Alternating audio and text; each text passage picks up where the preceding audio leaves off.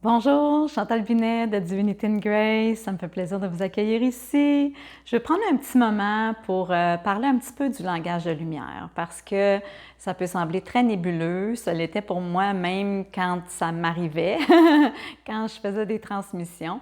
Donc, comme je le mentionnais dans ma vidéo de présentation de qui je suis avec mes services, je suis allée clarifier ça avec Jamie Price, qui est vraiment, à mon avis, la ressource, en tout cas que j'ai trouvée sur le web, qui était vraiment le plus près de ce que moi je vivais et qui est vraiment une femme intègre, à qui fait des transmissions de langage de lumière depuis une vingtaine d'années. Parfois, quand on vit des manifestations comme ça de nos différents niveaux de conscience qui sont plus dans l'abstrait, notre mental, notre intellectuel a besoin de comprendre. Moi, c'était mon cas. En fait, c'est mon cas. Donc c'est ça, je viens de faire deux cours avec elle qui m'ont permis peut-être davantage de mieux vulgariser qu'est-ce qui se passe à l'intérieur de moi, puis à quoi ça sert le langage de lumière. Donc, je fais une petite distinction avec les kriyas.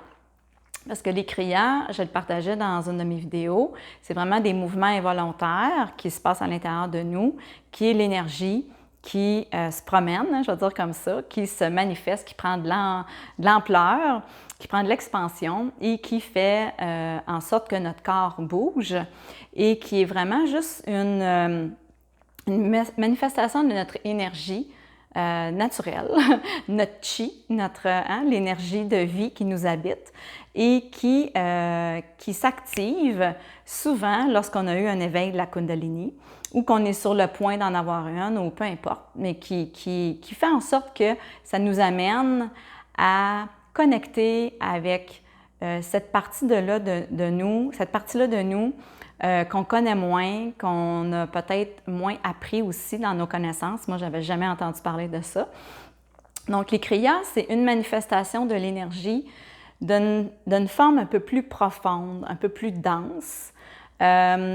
Et tandis que le langage de lumière vient aussi, c'est aussi une canalisation d'énergie, c'est une transmission qui se passe à l'intérieur de nous, mais qui se passe à un autre niveau, qui vient de dimensions plus élevées de conscience et qui amène une information différente.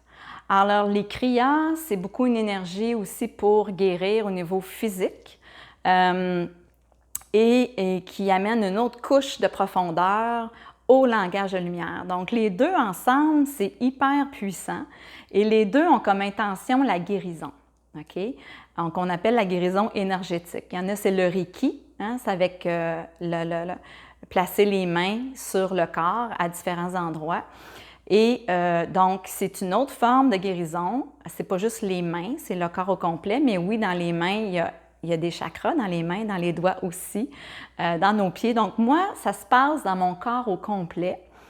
Et il s'ajoute à ça le langage de la lumière et ça s'est manifesté, je vous dirais, environ 3 ans.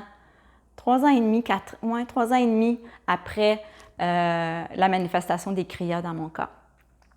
Donc, quand je fais mes transmissions, si vous avez fait les curieux, vous êtes allé sur ma chaîne YouTube et vous avez vu mes différentes transmissions, c'est toujours un mélange des deux.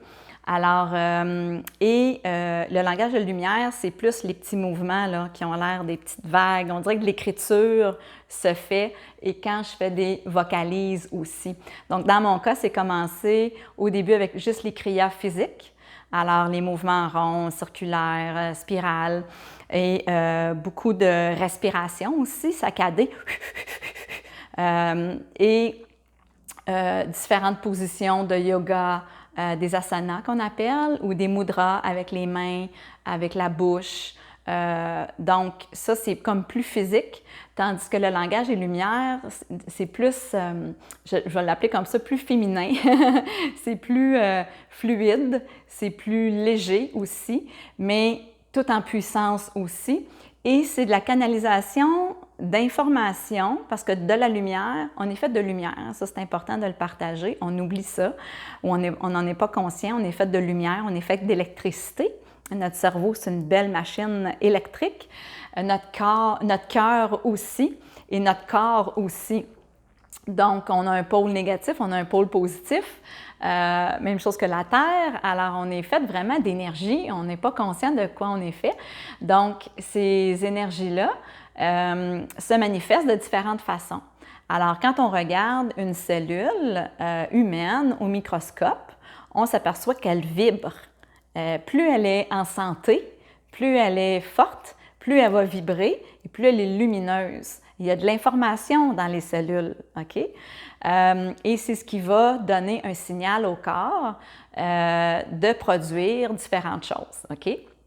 Et moins la cellule vibre, moins elle est remplie de lumière, plus elle est malade dans le fond, et plus elle va s'éteindre, elle va mourir. Et on est fait d'un renouvellement de cellules constant. Donc, le fait qu'on ait un corps de lumière, quand on canalise comme ça, on reçoit des transmissions de lumière, on appelle ça un langage de lumière parce que dans la lumière, il y a de l'information qui vient avoir un impact sur nos cellules, sur nos différents corps, notre corps physique, notre corps astral, notre corps émotionnel, notre corps éthérique. Et les informations que je reçois à travers les transmissions, quand c'est pour moi, bien, ça vient travailler qu'est-ce que moi j'ai besoin, qu'est-ce que mon corps a besoin, qu'est-ce que mon âme a besoin, comment mon ADN veut travailler avec moi, comment il veut se développer. Et j'ai accès de plus en plus aux différentes dimensions de quoi on est fait. Et c'est ce qui permet parfois la canalisation autrement, donc la clairaudience, la clairvoyance. Des fois, c'est un qui vient avant l'autre. Donc, il n'y a pas de parcours là, parfait, idéal. Chacun a un chemin de vie différent. Mais quand j'ai compris que dans ces mouvements-là d'écriture, qu'il y a de l'information, c'est toujours de l'information de guérison, OK? La lumière a toujours comme intention la guérison, puis de nous amener à être plus en vitalité, d'être plus fort, d'être plus solide et d'être dans le mieux-être, d'avoir... Fait que ça peut toucher à différents aspects de nous. Ça peut venir solidifier notre corps, ça peut venir rebâtir nos muscles, nos organes, de venir amener un meilleur équilibre dans nos différents centres d'énergie qu'on appelle nos chakras. D'avoir accès aussi à d'autres dimensions de nous, plus confiance en nous, moins d'anxiété, moins de peur, on est de moins en moins dans l'ego. Alors, il y a vraiment différentes, ça a vraiment différentes, j'ai juste le mot purpose, mission, on va dire ça comme ça, intention, merci, intention, et de guérison. Puis la guérison peut se faire à différents niveaux, autant physique, émotionnel, mental, intellectuel, spirituel. Ça peut venir nous aider à travailler des choses d'ancienne vie aussi. Donc, ça n'a pas de limite, ça a vraiment une intelligence hors du commun. Et c'est toujours noble et c'est toujours pur, OK, comme intention. Donc, les transmissions, c'est juste le fait de transmettre. Moi, je suis un canal, je suis un messager, je suis une antenne qui permet justement la transmission. Puis, quand je travaille en accompagnement individuel, en groupe, ou ce que je fais presque à toutes les semaines sur le web, ou aux 2 semaines parfois, bien, ça fait en sorte que ça vous permet de recevoir ce que, on va le dire de même, ce que l'univers, ce que la vie veut vous envoyer à travers moi et que votre âme, que votre corps physique va recevoir ce qu'il a besoin. OK? Donc, quand je fais des transmissions générales à tout le monde, je vais dire que c'est pour le plus grand bien de tous. Alors, moi, je ne suis pas toujours consciente de ce qui est manifesté. Des fois, ça peut être la paix, des fois, ça peut être l'amour, des fois, ça peut être la joie, des fois, ça peut être la créativité. Mais quand on travaille en 1 à 1, à ce moment-là, on regarde quels sont les sujets que vous amenez dans les sessions et ensemble, on peut préciser quelle est l'intention. Donc, j'ai des clients qui vivaient de l'anxiété, ils ont voulu travailler l'anxiété. J'ai des clients qui voulaient amplifier leur connexion, justement, spirituelle, on a travaillé ça. Donc, tous les sujets sont bons. J'ai des gens qui ont voulu, prendre l'expression comme ça, calmer le pompon de leurs animaux. Les animaux sont très réceptifs à ça. Il y en a que c'est pour libérer peut-être aussi des énergies dans l'environnement dans lequel ils vivent physiquement. Je l'ai fait aussi auprès des équipes. On peut le faire à distance. En temps de pandémie, bien sûr, je ne le fais pas en personne, mais ça se fait à distance comme en personne. Et donc, fait que l'équipe peut se choisir un thème où on peut, parce que d'y aller avec chacune une intention différente, ça c'est moins possible, là, ça va aller dans toutes les directions, ça va être moins efficace.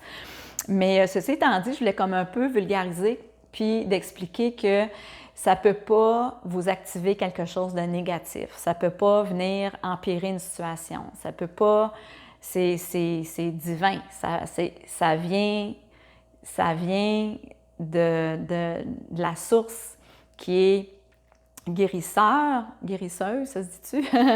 De guérison, merci, et qui vient vous envelopper, qui vient vous amener ce dont vous avez besoin dans le moment présent.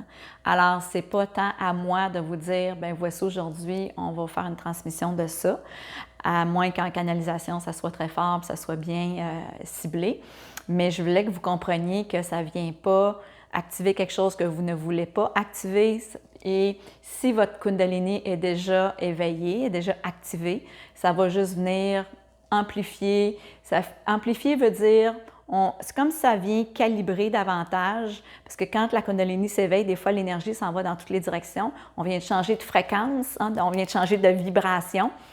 Des fois, ça vibre un peu partout dans le corps, puis des fois, on a plus de misère à fonctionner dans le quotidien et de faire nos tâches là, normales. Donc, ça peut venir un peu, justement, calibrer ça.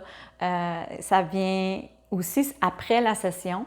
Ça continue de s'intégrer à l'intérieur de vous, OK? C'est comme si on se fait zapper un peu. Il y a un courant électrique qui se fait, puis après ça, ça continue. Il y en a pour certaines personnes qui vont le sentir quelques heures après, il y en a c'est quelques jours, il y en a c'est quelques semaines. Alors, encore une fois, dépendamment de notre niveau de réceptivité, de connexion aussi, de conscience aussi, d'éveil, peu importe. Encore une fois, il n'y a pas de bon ou de mauvais niveau de conscience. L'important, c'est juste de comprendre que ces transmissions-là veulent votre bien. Moi, je suis juste le messager, le passeur. C'est intéressant parce que quand j'ai eu le coup de cœur pour cette toile-là en arrière de moi, que j'ai vue dans un hôtel à un moment donné quand je donnais de la formation au Québec, et ça s'appelle les passeurs de feu, passeurs de lumière. Et ça fait longtemps que j'ai eu ce coup de cœur-là, en 2007, je pense. Quand je vois tout ce qui m'est arrivé depuis et que là, maintenant, je fais ça, je comprends davantage pourquoi j'ai vraiment eu le fixe pour cette toile-là. Puis je n'étais pas quelqu'un qui achetait des toiles, surtout pas dans ce temps-là. Mais bref, je trouve que ça représente bien. C'est une belle image forte que je travaille en co-création avec le divin, avec vous-même, avec votre âme, de âme à âme. Et c'est ça, c'est vraiment un beau privilège que vous me permettez quand je peux travailler ça avec vous en individuel, en équipe et aussi à travers là, mes vidéos que je fais à toutes les... que j'essaye à toutes les semaines, ou en tout cas, peu importe comment mon agenda me le permet, mais toujours dans l'intention de guérir et de faire du bien, puis d'amener plus de paix et plus de lumière sur cette terre qui en a bien besoin. Alors, encore vous avez des questions, gênez-vous pas, commentaires aussi, ça va me faire plaisir. Et puis, sur ça, je vous souhaite une belle journée remplie de lumière. Au revoir.